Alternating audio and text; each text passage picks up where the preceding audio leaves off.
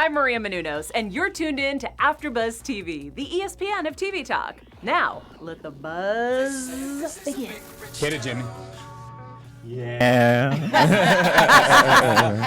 That was close. That was Almost close. like bright light, city lights. I gotta make it. This where it goes down. Hit it, Bamm. We be trying. We try. What's up, everybody? We're back. This is AfterBuzz TV for Power, Season 6, Episode 14, titled Reversal of Fortune. I want to choose the panel. I'm Jill Munroe. Hey, everybody. I am Robin Ayers. It's your man Jimmy V. Go ahead, Robin. We've got a very special guest in the building. Yes. This is special because I've read a lot of people enjoyed this episode, and we are with the writer tonight of last night's episode, Eric Haywood. Hello. Welcome to AfterBuzz. Thank you so much for joining us. Thank you for having me. And not only is Eric a writer, but he's one of the co-executive producers, and he's also directed an episode of Power, right? Not of Power. Okay. I directed an episode of Empire, which was the show that I wrote for prior to joining the staff of Power. Got it. Oh man, what a segue! Because I was actually going to ask you work on both Power and Empire. Yes. Was there any, you know, how they talk about, you know, the two comparisons. shows, yeah, whatever the case. Yes. Was there any major differences within the productions that you could share with us? Well, on the production side, they were very similar. You know, shooting a TV show, a 1-hour drama, like the physical production is the same. You got, you know, your actors and your sets and your locations, yeah. cameras, lights, what have you. On the writing side, the main difference came into play because Power was a premium cable show. Empire was a network show. Yeah. So there are lots of things you can't do on a network show that you can do when it's premium cable, and that affects the ideas you come up with, the way you come up with your storylines. There are fewer restrictions with regards to language and sex and violence that you have more freedom on a premium cable channel than you do on networks. So the main differences sort of stemmed from that main split. Yeah. Okay. Well, you know what? There's so much to talk about with last night's episode, but Yes. we would definitely be remiss not to talk about the passing of Kobe Bryant. We just want to mention that his daughter Gigi and all of the other victims of yesterday's accident. We wish them well, and I know you guys feel the same way. So we, you know, Jill and I came representing our Laker gear, so I just wanted to make mention of that. But yeah, let's jump into this episode. It was really good. Really quickly, just going back to the whole Power Empire thing. Yes. Eric, you're not gonna be nosy and ask this question. So you left. You were with Power from the beginning because he actually came on the after. No. Let me stop you. I'm saying Empire. Yes, Empire. there you go. Empire. Eric was he came the first season of Empire Yes. here for AfterBuzz. So I have to be nosy and ask. Ask. Yeah. Why'd you leave? I was on Empire for, as you said, from the very beginning. I was there for 4 seasons. I was a mid-level writer when I started on that staff, and I rose to co-executive producer, which is a fairly high level among the writing staff.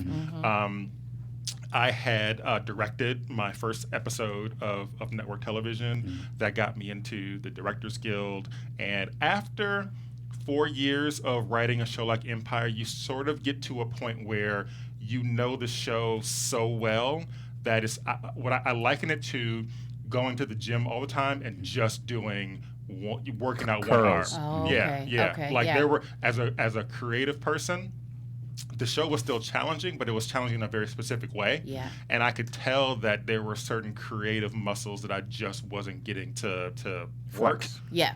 And so I wanted a different challenge. There was no bad blood. I had the best experience. I made some friends for life on that writing staff.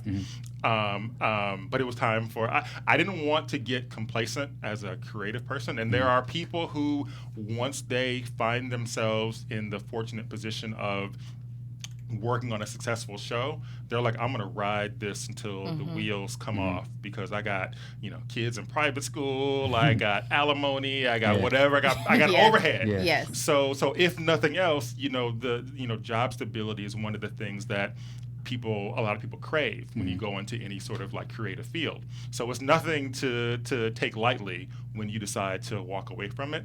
But there was something in me creative that just wasn't able to be fed in that environment. And so I wanted a challenge. Okay. So with no, and there are some who I think have the impression that I like immediately left Empire and jumped onto Power. I left Empire with no job prospects.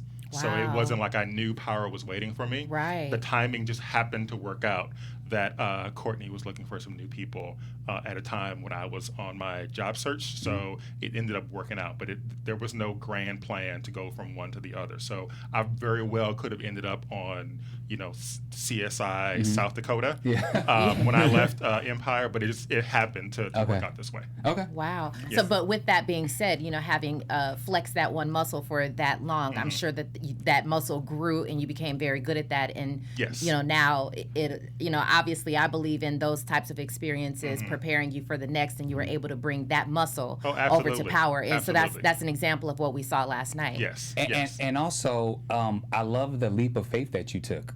Yeah. Oh yeah. It's No, major. there was absolutely. I'm sure.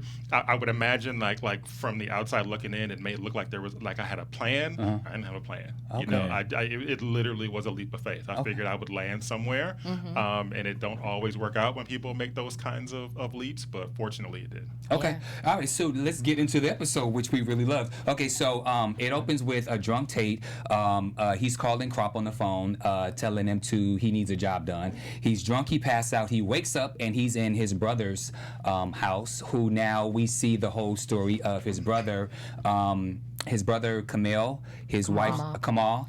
His Which wife, is his real brother. right? Yes. Which is his real brother. So Which was his, dope. Which I actually. loved. Yeah. Yeah. Loved. Yeah. Yeah. his brother's name is Lamard, and he was in Don't Be a Menace to South Central while drinking your juice. All- and he's everything. on That's right. All-American. Yeah. All-American. CW. So The yeah. Biggie and Tupac investigation as well. Yeah, yeah. It's great. So I was really happy to see that. What was you guys' take when you saw his family and started to see where it was going? What was your just initial reactions when you saw it? I liked it just because up until that point we only saw Tate as the government man. Yeah. So to finally get a understanding of what his other situation is like, which ultimately helped us understand why he goes so hard in the campaign world. But isn't this what we've been saying though? Like, I mean, because did you feel the same way when it came to Paz? Did you feel the same way when it came to Dre? I don't think you did. Did you? I didn't. No. But 'cause this one especially- particularly was special for you. Yes. Okay. All right. I mean, for me, I felt like only one that I just kind of wasn't interested in that backstory, but I've enjoyed the episodes. I understand what people are craving because they wanted that resolution from Ghost, but separating themselves from that, this whole story, the way it's coming together, I'm interested. So for me, Tate and Ghost are kind of like two sides of the same coin in a way. There are things that are similar to me in how they move and operate and what motivates them. So seeing the backstory on that, really enjoyed it. And Lorenzo's a great actor. So. Originally, I didn't care about Tate's character, but I do like the fact that they have decided to take these 5 episodes and give these different perspectives. So it's really interesting and really creative to see that. Like I said, despite me, the whole thing with Paz, but I get it, and I saw the parallel between Paz Angela and then Kamal and Rashad. Siblings, rivalry. So like I thought it was great subtext to see what the two brothers were going to, because Angela and Paz had similar situations where one felt a certain way, and so I really enjoyed that. Yeah. I was under the assumption most of the season that, obviously we don't know Tate's backstory, but I thought, that he was involved in that street life and he was about that life and everything, but he was actually a cop, and obviously he went a separate path compared to his brother. So just a backstory for me, it just finally answered those questions that I had. But let me ask you just a quick question, because I thought I think many people assumed that he did have more of a edgy, like dirty, scandalous background. And I'm not saying that he doesn't. Maybe at some point in the future, prediction wise, we'll see that. Not sure. But this didn't show so much of that edgy, rugged side. I thought that, It did for me. I felt like he's multi-layered. I think that we've seen that. We saw him have his ex-cop buddies go after Ghost. We saw him from the very beginning with the guy's name on the street that got taken out? That Rolla? ghost on- No, who? no. With Tate that he rolled. Patrick. What was Patrick's oh, character? oh, that. Yeah. So, Yeah. yeah. I mean, the fact that he could call up Croops, some killer, like, hey, I got a job for you, roll up. To me, that said, you can't just pick up the phone That's and call true. some assassins. That is true. Especially ones that do their business how we saw them do it. So, And Croo, kind of new. And Croo said, No.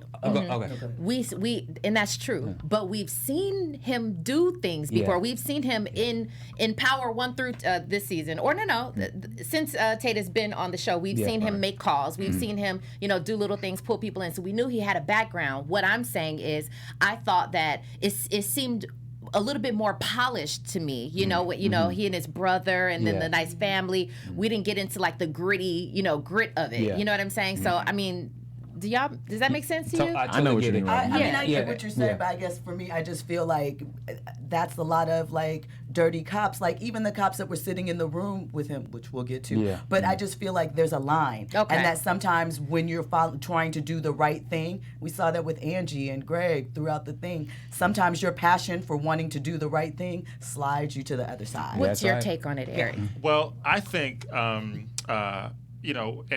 I think Lorenz will be the first one to tell you that even when fans of the show approach him prior to this episode, they've always talked about Tate as just, shady Councilman Tate. And I always felt like there was more to the character than just the shady politician. Okay. Like we've seen him do some funny business with his campaign funds. We've seen him shoot Alphonse in the club. We've seen him go toe to toe with Ghost. But I always felt like it's one thing to create a character who was quote unquote shady all the time, but it's another thing to go a little bit deeper and try to figure out what makes that person tick. Like the question that I had going into working with the writing staff and creating this episode was like, what does Tate care about? Like, who does he care about? I think given 6 seasons of Power, it would be very easy just to go straight for the grimy side of someone's background. What I gravitated towards was trying to figure out who in his life does he care about when he's not always doing battle with Ghost or doing some campaign, funny business. Yeah. So the very first thing you see him do is call he has some hitmen practically on speed dial. So we've seen him shoot Alphonse basically in self-defense because Alphonse had a shotgun and he was aiming, but we've never seen him just order a murder. Yeah.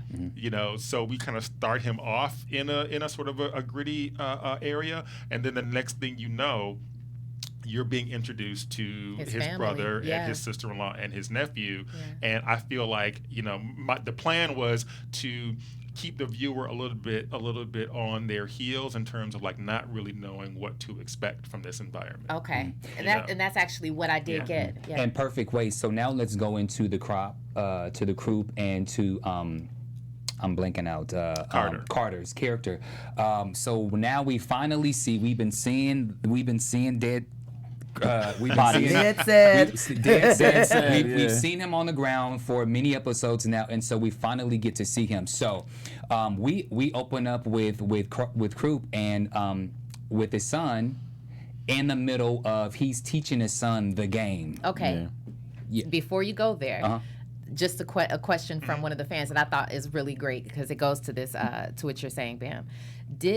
Did they show the dynamic between Croo and his son to show contrast between the relationship with Ghost and Tariq, a father who showed his son the ropes? Absolutely. Mm-hmm. Yeah. Very good. That was the whole father-son dynamic, and also in a broader sense, just the whole black male relationship dynamic, because you do have Ghost and Tariq, and then you had Croo and his son, and you have Tate and his brother, and then you even have like Tate and Reverend Macedon. Like there was a very sort of like through line through the episode of these various black male relationships, but definitely there was the idea was to not directly parallel Ghost and Tariq because their relationship obviously is very fractured, but like this is a direction that Ghost and Tariq's relationship could have taken if Ghost had tried to mentor Tariq instead of saying no, I want you away from the street life completely. I'm gonna forbid you to go into the family business, quote unquote. a plan that obviously, Tariq has spent many seasons rebelling against. So what happens when a father leans into it and the two of them have a very sort of normal conversation about the right way to torture a person? Yeah. You know what I'm thinking about. We'll get to that later, maybe another time. So I just want to say, Jill called it out. We have been wondering, and we've been asking Courtney, who's this character? And Jill predicted that he was that his character was someone that was hired by Tate. So high five, Jill. Nice. Good prediction. So now the Tate brothers go shooting at the range. Yes. And it's really interesting because the older brother always seems to call out his brother's BS. And I just thought that's really interesting, the dynamic of big brother and little brother as they were shooting. And something that he said specifically to him was, he says that Rashad says there's nothing wrong with wanting to win, and Kamad says that not if you're in it to really help the people, but if you're doing it to get back at St. Patrick, that's just your bruised ego. Yeah. Big brother was dropping nuggets to him the entire episode. I really like that. But that's what sibling relationships are, I feel. They can see through whatever airs you put up. They can't be clouded at times by your public persona.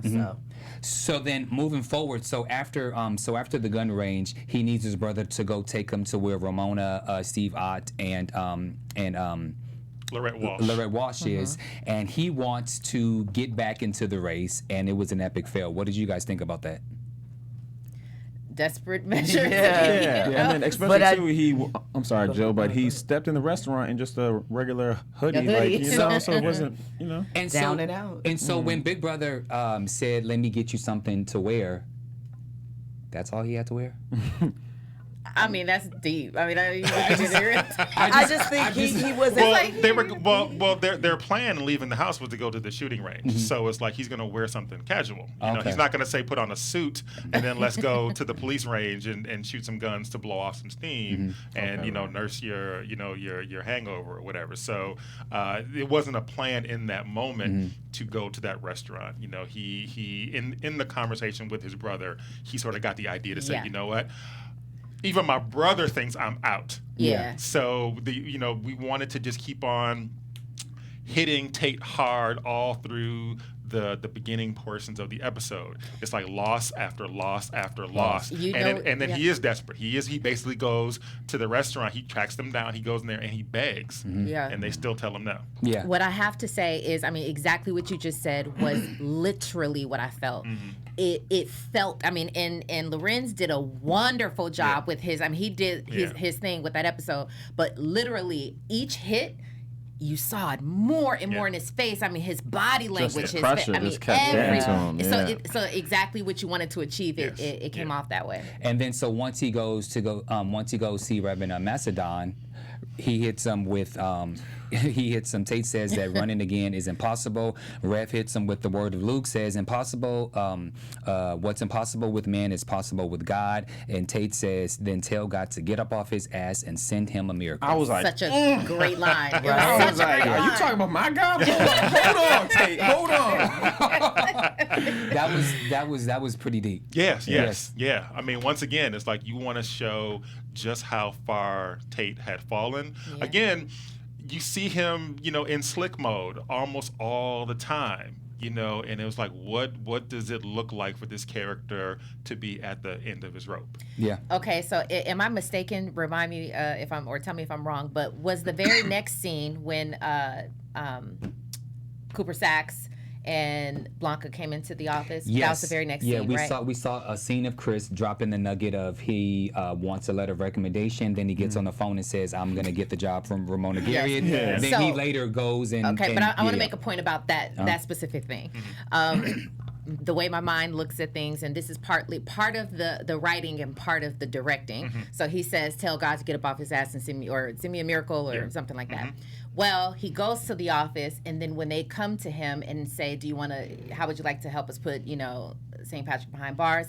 The directing part of it, did you guys see like the light come over him? It was like God had got him up his ass and performed a miracle. Like literally what that was like to me in the very next scene. I thought that was pretty dope. Yeah, myself and Lorenz and Mario Van Peebles, who directed the episode. That's right. Yes. We were all very much in sync on the journey that Tate was taking in this episode. Yeah. Rashad Tate is not a religious man in his heart, but in my imagination, I do think he believes, to the extent that Tate believes there's a God, he thinks I'm being tested. And by the end of the episode, he comes away feeling like I've been chosen. So he's like, it's not me that lined up all this stuff. Like, this is the universe, this is God, this is whatever you want to call it, lining things up. So this is meant to be. But again, that only works if you really beat him down in the early parts of the story.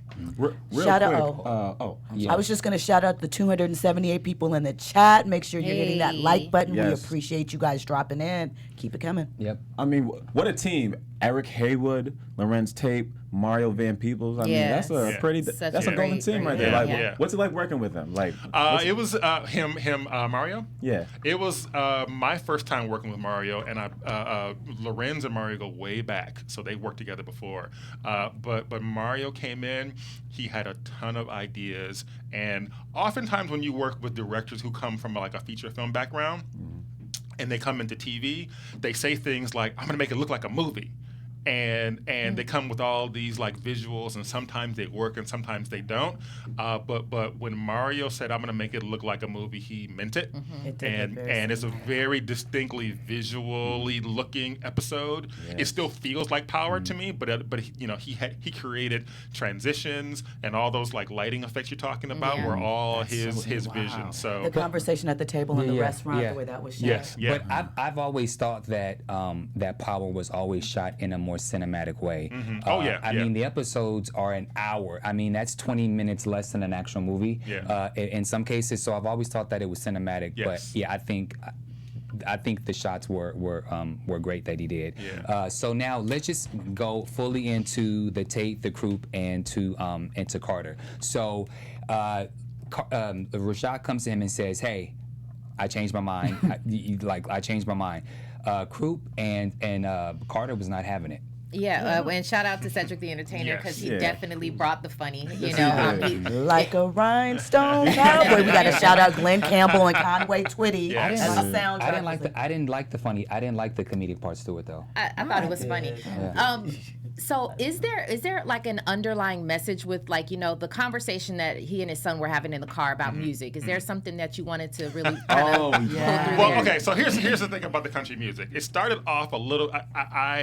What happens before you write your actual script? You write, which is somewhere around 50 or so pages. You do like an 8 or 9 page outline, which is the summary of the script, so that everybody can read that, the broad strokes of the story, and give notes. I knew when I was writing the outline that these hitmen characters were going to both die later in the episode. Spoiler alert. So I wanted to give them something that was a little bit different and a little bit distinctive, because there have been so many killers and drug dealers and murderers through the course of Power. I was like, well, what can I do to make them just stand out a little bit more? And I came up with the idea, like, what if the father's a country music fan? Little offbeat. And at first I intended for it just purely to be like a quirky little funny personality trait. And then when I had to get to the scene where they were sitting in the car, I thought, well, maybe first we can make it sort of I can speak on the whole generational clash of, the father likes, one kind of music, and the son is like, what is this? Why are you making us listen to that? Yeah. And then once I hit on that idea, I thought, well, maybe I can take it even farther, because I assume everybody knows that, country western music has its roots in Black culture. Yeah. And I thought, well, maybe this is an opportunity to sort of touch on that in a way that is not preachy, but still make it a little bit funny, but still kind of enlightening. So, and I knew by that point, by the time I was writing the script, I knew that we were going to get Cedric to play Croo. So I kept envisioning I kept hearing his voice in my head saying all this stuff about, like where the guitar comes from, and how the music comes from Western Africa, and all that stuff. And I just thought it was a way to make them a little bit more distinctive than your standard sort of like angry, gritty murderers. Was that you who wrote the line that line dancing is nothing but the electric slide? Yes. Yeah. That was a good one. That was good shit. I like that one. Thank you. I wanted to mention the gruesome scene of the whole, the thigh? Yes. With the thigh. The thigh meat. That was very, very power-like. Yes. Could you speak on, was that your idea? Okay, so once again, knowing that we were going to have Cedric playing the father of this hitman team, I knew that no matter how like gritty I wrote it, he was still going to bring a little bit of humor to it. So I said, well, I need to establish these two killers in a way that the audience believes that they're not just here for jokes, that they are formidable opponents, that they could conceivably take out Ghost if they had to, so that Tate didn't look stupid sending a couple of jokers to go, kill his rival. Okay. So I knew they had to make sort of a memorable splash from their first scene. So I was like, well, maybe they are they've been hired. Maybe they aren't always hired to kill somebody. Maybe they're hired to sometimes just torture someone before they actually, take them out. And when I landed on the idea of them torturing somebody, like all these ideas sort of like kind of have a chain reaction in my thought process when I'm coming up with the details. Yeah. So once again, I'm like, well, maybe this is a chance for the father-son moment to to bring that back, where instead of having them both knowing what to do, the father's like, whoa, what are you doing? I told you how to do it the right way, and to make it like an instructional thing. It's almost like they're fishing,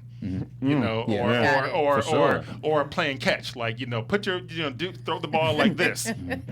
I brought that sort of approach to the idea of torturing someone, knowing that it was going to still contrast with the actual gruesomeness of the scene. So some people do find it a little bit disturbing, but it's still power. It still has to fit into the tone that the show has established for 6 seasons now. Eric, what the thigh meat? Yeah.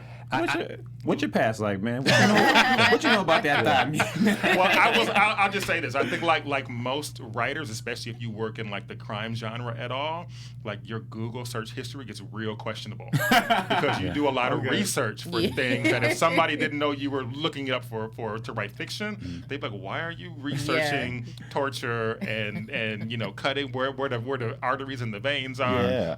But yeah, so it's like you sort of, like I said, you start with the seed of an idea and you try to follow it logically, but also come up with a way to do it surprisingly, and then you just start to research it, and then you make the dialogue feel a little bit natural, and then I think the best compliment I can get is when people ask me, like, what's going on in your mind? I'm like, it was just, part of the creative process, and it was a lot of fun. Nice. And moving forward with the lessons that Croo taught his son, when they were following James, he says, always learn the target schedule. Yes. So they've been following James. So as we saw, I believe in episode 10, we saw that James was being followed. Yes. So now let's go to the scene, the shootout scene. My question is, in Tommy's perspective, I thought that Carter was shot. Was Carter not shot? Carter was not shot. No. Okay.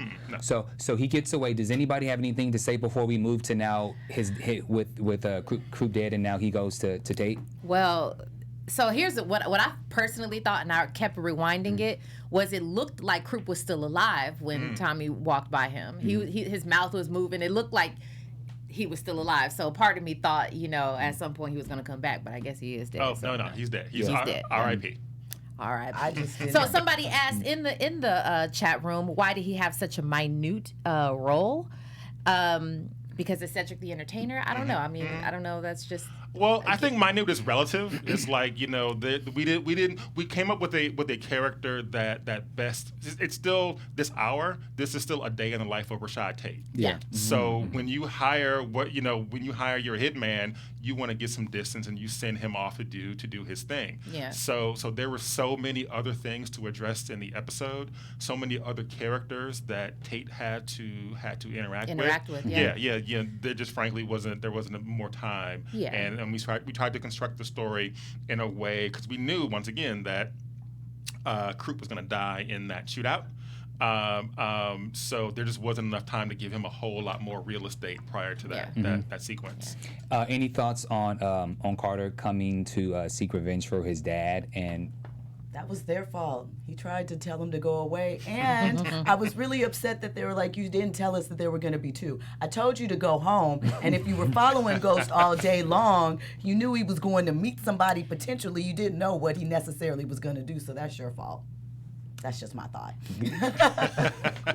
Okay, so Don't be mad. So now let's go to Tate going to meet with James to tell him to reveal the big news that James simply did not want to hear. It just made me cringe all over again. I cringed because we saw that in episode 610. Yeah. And I was just like, James, you're so cocky right now. Stop it. You know what I mean? Yeah. It just cringe. I'm like, he's trying to put you up on game. Like, be quiet, you know, but I get it. I loved James's dialogue just because, for me, it just reminds me of my boys back home where they think they know it all and they just keep talking down on you, down on you. And if you could speak more about how Tate did have a change of mind. Yes. Yeah, you know, so one thing you try to do oftentimes is what we call protect the character. Like, you want to make sure the character, no matter how bad a deed they do, that they're still somewhat redeemable, so the audience can, like, you know, join them on the journey that you're taking them on. So that's why earlier in the episode, when Sax and Blanca come to Tate and say, basically, let us help you. Why don't you help us put James behind bars legally? Tate is like, bet, let me go call off the hitmen, so there's no crime, there's no risk, nothing will come back to haunt me, and then they don't let him back off. So once he can't get out of that, he goes to James and he says, I made a mistake. Yeah. I need to warn you about something. But Ghost is so feeling himself by this point that he assumes that that Tate is strictly speaking about politics. Right. And so he lets him have it. And if you go back and you look at that same scene in episode 610, it's basically the same scene, but in 610, what you're seeing is Ghost's perspective. So that's why the conversation in Ghost's mind, it was a very rational sort of conversation. When you see it in 614, it's the same scene from Tate's perspective, and in Tate's mind, what he heard in that same conversation. So if you go back and line it up, I believe Tate's dialogue is exactly the same in both, but Ghost is different in each of them. So what you're seeing in 614 is what Tate heard. All the getting blasted basically by Ghost, and it was partly the way Tate received what Ghost was saying, but it was also what Tate's brain was doing to justify having ordered the hitmen. Like, he needs to be able to see Ghost as super, super evil and irredeemable and all of that in order to feel better about having, put a contract on him. And even in that same scene, when Tate gets ready to walk away, Ghost is like, I gotta go, this is my son calling. And Tate pauses, and he's like, oh, your son. Yeah. It's like, this is a man who already lost one kid.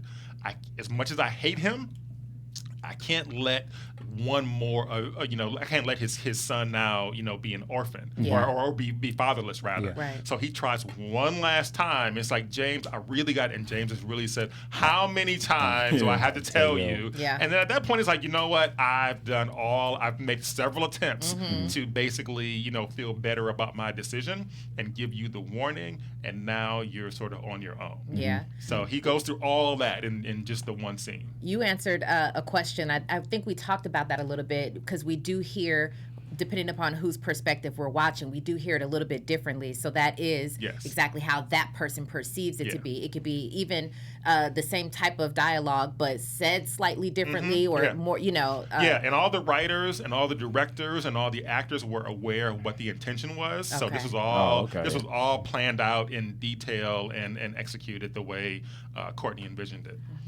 We had a question last week where Robin brought up, were all the various shots of it and angles and sort of, well, this is the way Tate is hearing it, this is the way it's perceived by Ghost, were those all shot at the same time? No, they were shot separately. They were shot separately by... So they did bring them... Yeah, they were shot separately by separate directors, Got it. So there were times when we were shooting 614, we would have the footage from a previous episode so we could make sure people were standing in the same place. Oh, got it. They Okay. entered at the same time Yeah. and all that so that we could do the whole perspective shift, but physically everybody was always in the same place. Interesting. Interesting. Okay. So moving forward, we're gonna go to Chris Tate and Dre. Chris tries to get the information so that he can go give it to Ramona. We're assuming that he got the job of Ramona, and now he wants to take the contacts.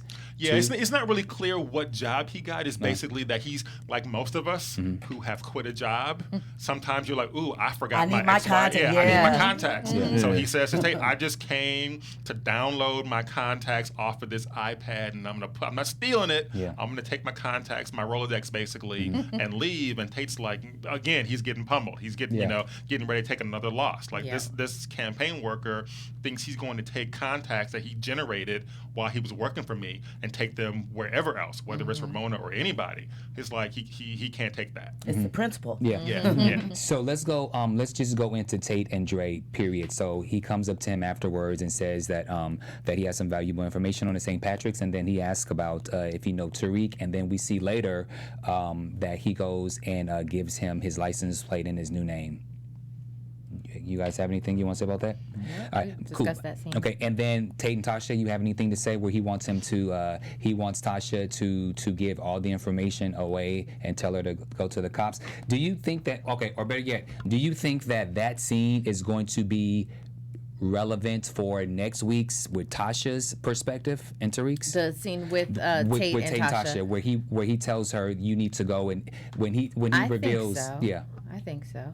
I mean, I think it's just adding to her frustration or, the things because she just keeps taking hits and keeps hearing things. But we know Tasha's not going to do that. Because she called his bullshit out. Yeah.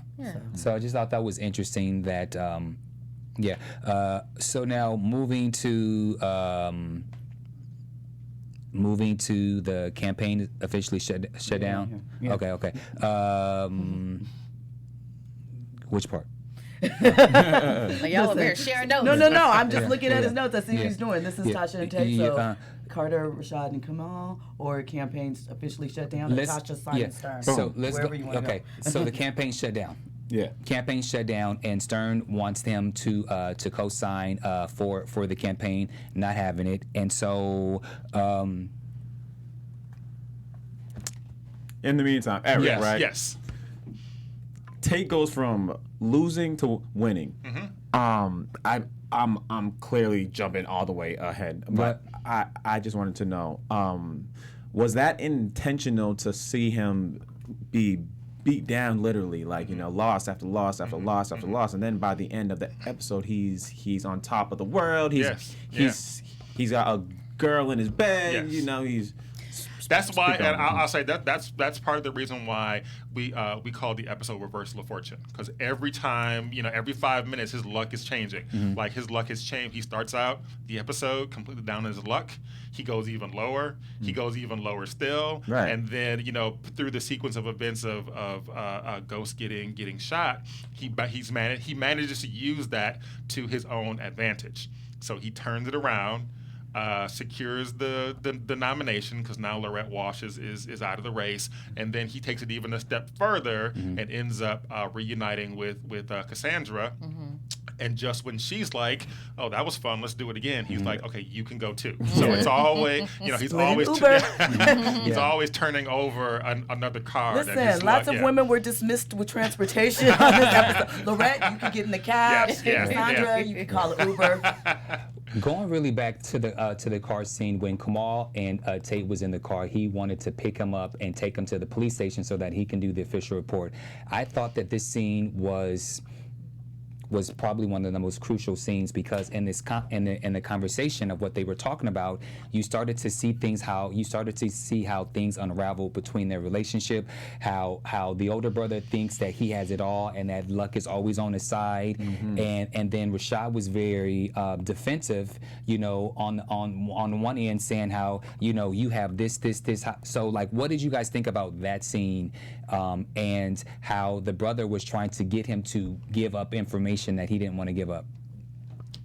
Well, it definitely goes hand in hand with what you guys were saying about the big brother can see through his bullshit. That's number one. And it was just a great perspective of a guy who supposedly has it all, and he looks at his brother about he's the lucky one.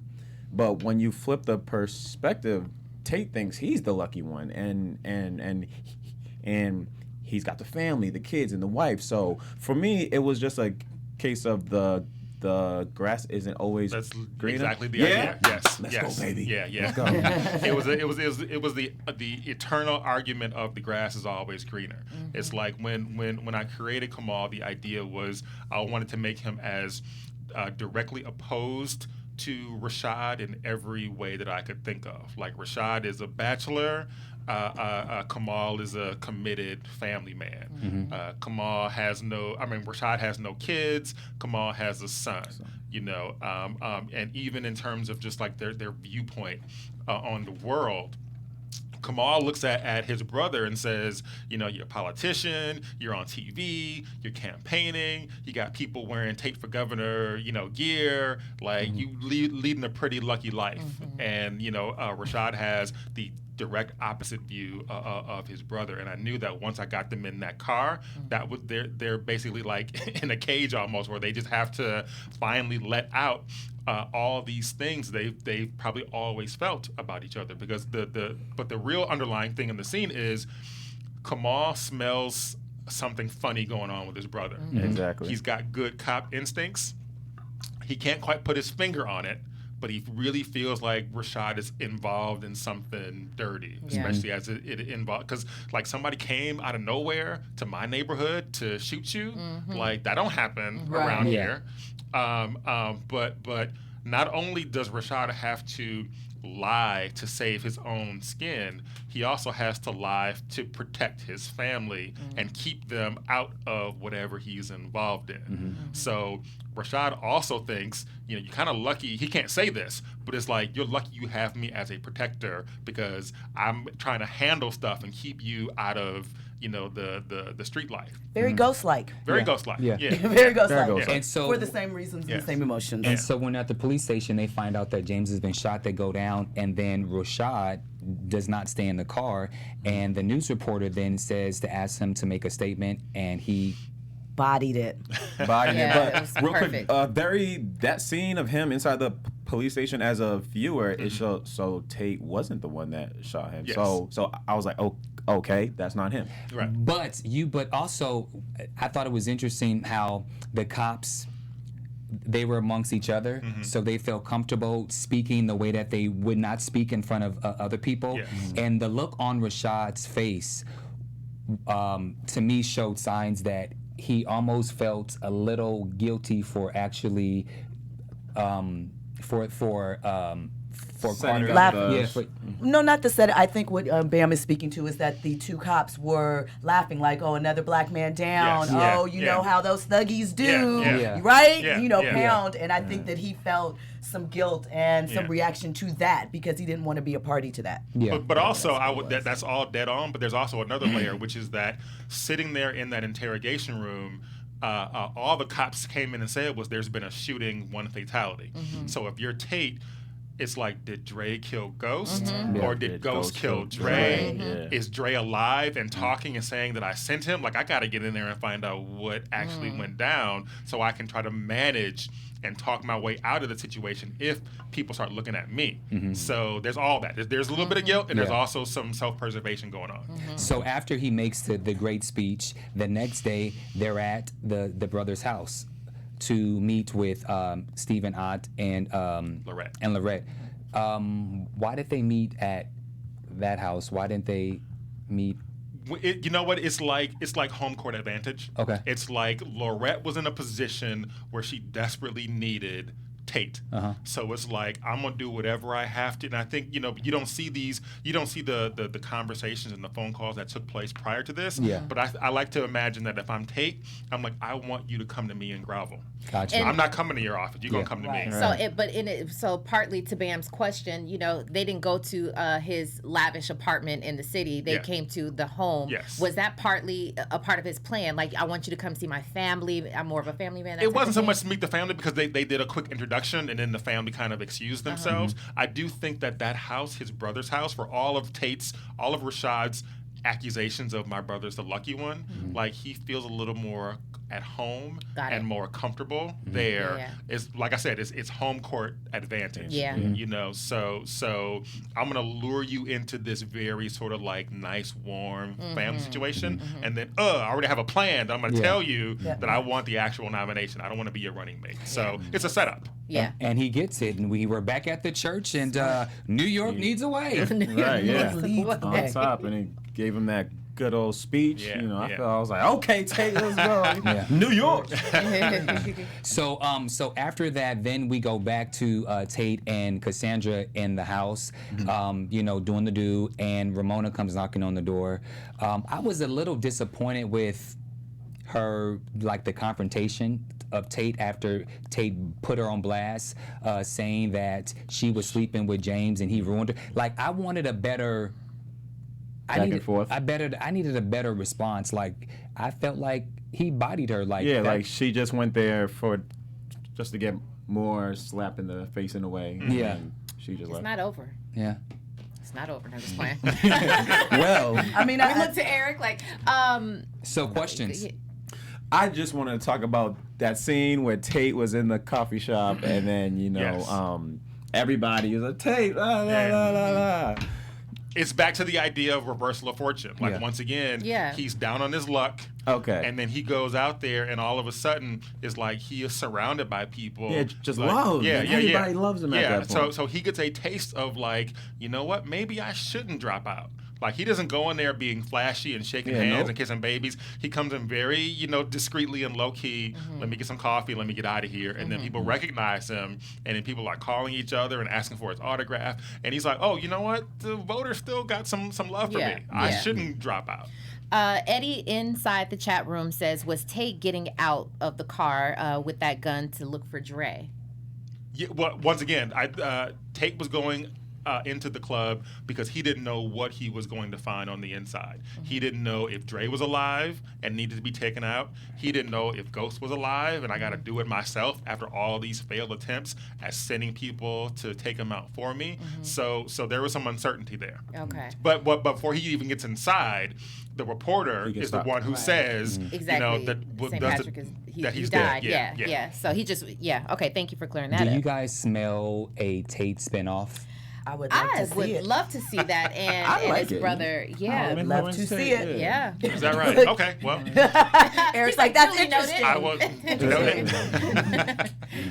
He's like, I got a meeting with Well, Courtney I mean, on look. this one. I mean, it's Lorenz Tate. You can't really go wrong. Right. Yeah. Like, as an actor, what I always knew and what I really experienced on this episode is that as an actor, he can deliver anything you need him to deliver. Yeah. You need him to give. I wrote him a page-long speech for that church, and he knocked it out of the park, take after take after take. And we had a church full of extras who damn near probably would have went and voted for him because he had them so hyped up. If you need him to be, a little bit hood, he can be a little bit hood. You need him to be funny, he can be funny. So it's a real blessing to be able to write for an actor who can just basically do it all.